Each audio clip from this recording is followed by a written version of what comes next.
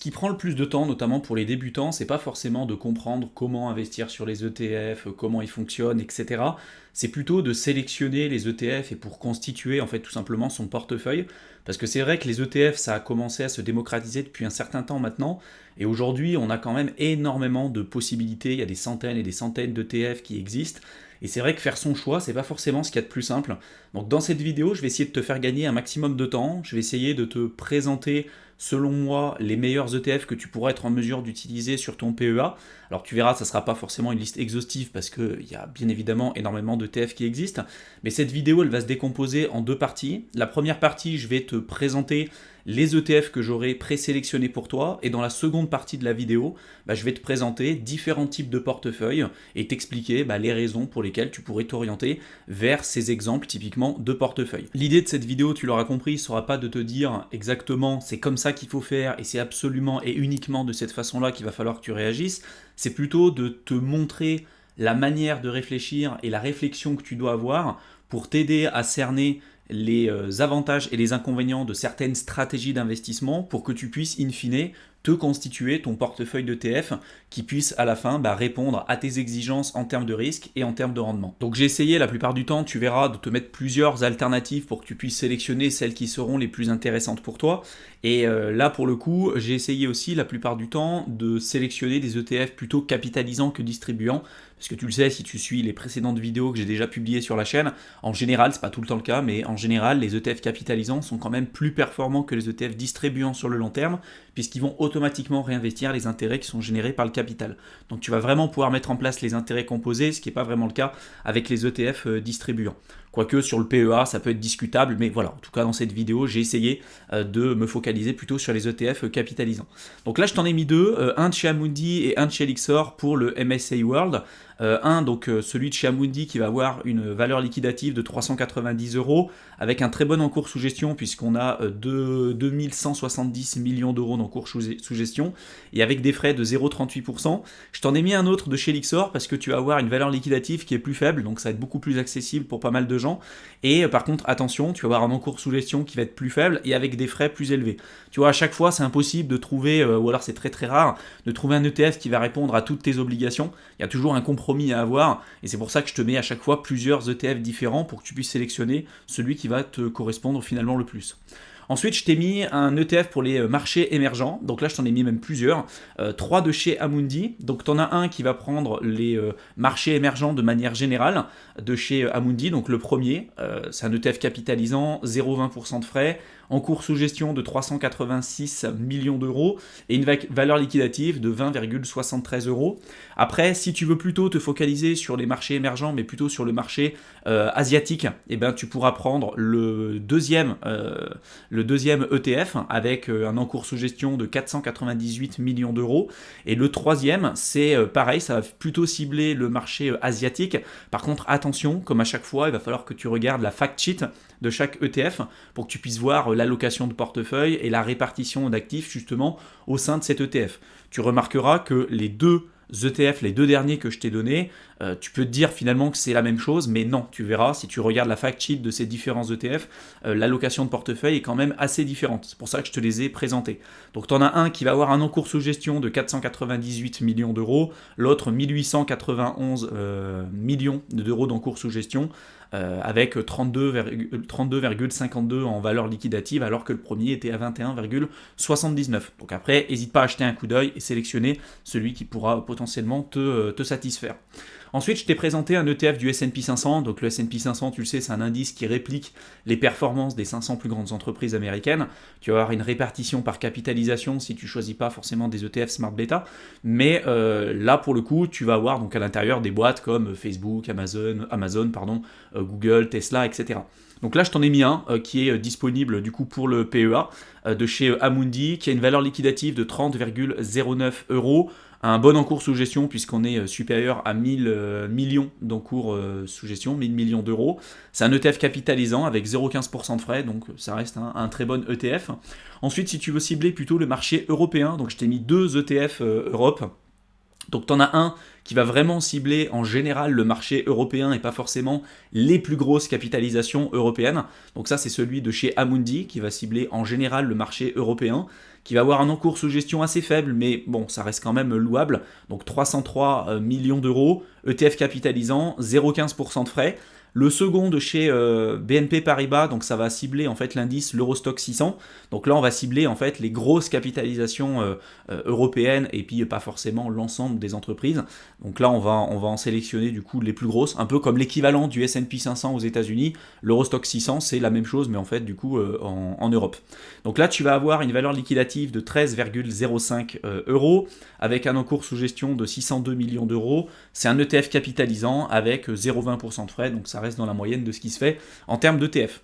Ensuite, si tu veux cibler plutôt les valeurs technologiques, et notamment les valeurs technologiques américaines, tu as un ETF disponible sur PEA de chez Amundi que je t'ai mis à l'écran, qui va te permettre justement de cibler les entreprises du Nasdaq. Donc là, tu vas avoir un ETF donc, qui va avoir une valeur liquidative de 31,89 euros, un encours sous gestion assez faible, donc de 103 millions d'euros, c'est quand même assez faible. Par contre, en termes de frais, on reste dans la moyenne, avec un ETF capitalisant et 0,23% de frais. Si jamais tu veux investir dans des ETF obligataires, ce qui n'est pas forcément le but dans un PEA, parce que PEA ça veut dire plan d'épargne en action, donc l'idée c'est que tu investisses dans une enveloppe fiscale particulière en investissant dans des actions françaises et ou européennes. Donc tu peux quand même investir sur des ETF américains, enfin des ETF qui vont typiquement répliquer les performances du S&P 500, parce que ça va pas être des ETF à réplication physique, ça va être des ETF à réplication synthétique. J'ai fait plusieurs vidéos sur ce sujet, tu pourrais jeter un coup d'œil et si ça t'intéresse, tu pourras les retrouver dans la playlist bourse. Mais il faut savoir que le PEA, l'objectif, c'est quand même d'investir dans des actions. Il existe néanmoins, via le biais des ETF synthétiques, d'investir dans des ETF obligataires. Moi personnellement, c'est pas ce que je fais, mais je sais que j'ai eu la demande de certains d'entre vous, donc bon, j'ai décidé de mettre presque le seul ETF obligataire qui existait aujourd'hui sur PEA. Donc tu en as un de chez Lyxor, par contre attention, en cours sous gestion vraiment très très faible, ça reste un ETF capitalisant avec une faible valeur liquidative, mais quand même avec des frais importants par rapport à ce qui se fait dans la moyenne des ETF. Si maintenant tu veux cibler spécifiquement le marché des entreprises aux États-Unis et pas uniquement les grosses capitalisations américaines, parce que si tu investis dans le S&P 500, tu vas cibler les 500 plus grandes entreprises américaines, comme Facebook, Google, etc., etc. Mais tu vas louper tout un tas d'entreprises, notamment les mid-cap, les moyennes capitalisations. Et donc, tu as des ETF spécifiques, comme celui par exemple de chez Amundi, là que je t'ai mis à l'écran, qui va te permettre d'avoir une diversification plus large que si tu avais investi simplement sur le S&P 500. Donc le premier, c'est celui de chez Amundi, avec une valeur liquidative donc quand même importante, 473 euros, 784 millions d'euros d'encours sous gestion. Politique de distribution donc capitalisante et avec des frais de 0,28%. Je t'ai remis un autre ETF du S&P 500 qui est éligible aussi au PEA, qui est autre que celui que je t'ai évoqué tout à l'heure de chez BNP Paribas. Pourquoi je te l'ai mis celui-ci? Parce que celui de chez Amundi, oui, il permet de cibler le marché américain et il permet de compléter, notamment d'avoir une diversification plus large que celui du S&P 500, mais il a quand même une valeur liquidative importante et c'est pas forcément accessible à tout le monde. Donc je t'en ai remis un autre à côté de chez BNP Paribas qui lui cette fois-ci va pas cibler en général tout le marché US, mais il va cibler vraiment le S&P 500, mais l'avantage c'est qu'il va avoir un très bon encours sous gestion, des frais faibles et surtout une très faible valeur liquidative, donc c'est quand même beaucoup plus accessible. Ensuite, si tu veux cibler plutôt le marché immobilier, donc je t'en ai mis un de chez Lyxor et un de chez Amundi, les deux ont une faible valeur liquidative, par contre attention, les deux ils ont quand même aussi un très faible encours sous gestion.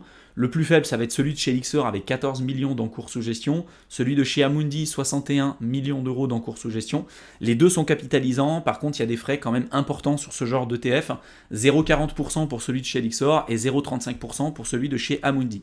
Maintenant, si tu veux cibler les petites capitalisations européennes, parce que précédemment, je t'ai parlé des ETF pour cibler le marché européen, pareil, des ETF pour cibler le marché aux États-Unis, tu vas cibler en général les grosses capitalisations et les moyennes capitalisations, mais les petites capitalisations, les small caps, tu vas pas vraiment les cibler. Donc toujours pour pouvoir te diversifier, tu peux investir dans ce genre d'ETF qui va permettre de compléter en fait cette allocation de portefeuille. Donc je t'en ai mis deux. Je t'en ai mis un de chez BNP Paribas et un autre de chez Lyxor. Celui de BNP Paribas a une valeur liquidative de 250 €,48, un encours sous gestion assez faible parce qu'il est de 52 millions d'euros. C'est un ETF capitalisant, 0,25% de frais, donc ça reste dans la moyenne de ce qui se fait en termes d'ETF. Par contre, je t'en ai mis un autre qui va avoir un encours sous gestion plus élevé. Par contre, il a une valeur liquidative plus importante. C'est un ETF distribuant. Et il y a des frais quand même plus élevés. Donc tu vois, à chaque fois, j'ai essayé de faire la part des choses et de te présenter un maximum de possibilités. Mais tu vois, si tu veux avoir un meilleur encours sous gestion, bah, en général, bah, il va falloir que tu ailles sur un autre ETF qui sans doute va avoir un peu plus de frais. Et là, pour le coup, celui de chez Lyxor, il va être distribuant, il ne va pas être capitalisant. Donc tu vois, il y a toujours un équilibre à avoir entre les deux. Si, comme pour le marché européen, tu veux cibler les petites capitalisations américaines, en plus par exemple d'un ETF du S&P 500, tu as celui qui va répliquer l'indice qui s'appelle le Russell 2000, qui va investir du coup dans tout un tas de small cap américaines. Cet ETF va avoir une valeur liquidative de 246,89 € avec un encours sous gestion assez faible puisqu'il va être de 140 millions d'euros. C'est un ETF capitalisant avec 0,35% de frais. Donc là, je t'ai sélectionné les grosses catégories des différents ETF. Maintenant, je vais te montrer comment tu peux utiliser ces ETF pour créer, on va dire, des portefeuilles qui soient diversifiés. Et après, tu vas voir, je vais t'en présenter plusieurs pour que tu puisses voir le niveau de complexité que ça peut peut-être représenter pour toi et que ça puisse après t'éclairer et t'aiguiller dans une direction particulière plutôt qu'une autre, éventuellement. Donc le portefeuille numéro 1, c'est un portefeuille qui existe, qui a très bien fonctionné par le passé. Tu t'embêtes pas, tu mets tout sur le MSCI World. En général, tu es quand même très bien diversifié. Le seul inconvénient avec ce genre de stratégie, c'est que c'est clairement pas celle qui va être la plus performante. Et surtout, tu vas pas être exposé aux marchés émergents et puis aussi aux small cap. Tu vas être quand même très très bien diversifié au niveau géographique, mais voilà, en tout cas les pays émergents, c'est quand même un point faible. Donc tu as un autre type de portefeuille que tu peux être amené à utiliser pour compléter justement cette problématique-là. C'est de dire, bah, je mets 80% sur du MSCI World et 20% sur les marchés émergents. Alors, soit les marchés émergents globaux, soit te dire, bah tiens, moi je pense que ça va être plutôt le marché asiatique, donc je vais plutôt m'orienter sur le marché asiatique. Là, c'est pareil, hein, tu as des avantages, des inconvénients sur ce genre de portefeuille, donc tu peux décider de le complexifier un petit peu pour pouvoir te diversifier de manière un peu plus approfondie. Donc, je t'en ai proposé un autre, un portefeuille numéro 3, où tu vas avoir 40% sur un ETF aux États-Unis, 30% sur un ETF Europe, tu vas avoir 20% sur les pays émergents et 10% par exemple sur un ETF immobilier. C'est une autre manière de voir les choses. Si maintenant tu veux complexifier un peu plus les choses et tu veux diversifier encore un peu plus ton portefeuille, je t'en ai présenté un autre à l'écran qui sera le portefeuille numéro 4 où tu peux mettre 40% sur du S&P 500, tu peux mettre 30% sur un ETF Europe, tu vas mettre 15% sur un ETF sur les pays émergents, 5% sur un ETF immobilier, et puis pour compléter du coup le panel du marché européen et aux États-Unis, parce que là tu vas surtout cibler les grosses capitalisations, bah, tu peux investir 5% sur les small caps européennes et 5% sur les small caps aux États-Unis, et là tu auras quelque chose de bien plus diversifié.